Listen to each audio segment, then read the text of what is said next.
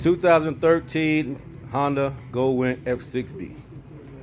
Everybody know they come with these yellow or amber lights. So what I decided to do was go the budget way. Instead of getting the sequential lights, I changed out to the clear lights and added the LED switchable lights. So in order to change that out, you got the screw underneath there you have to take out.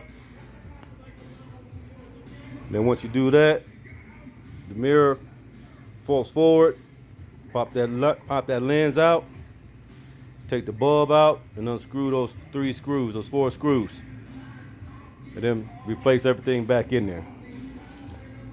So the way it looks when it's running, you got your ambers, but the new light looks like that. But once you turn the blinker on,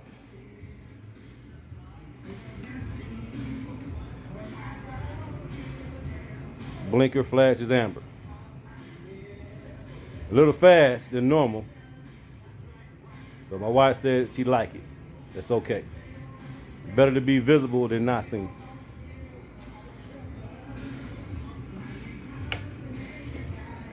Once you turn the blinker off, it goes right back to white. So that's the difference in the look.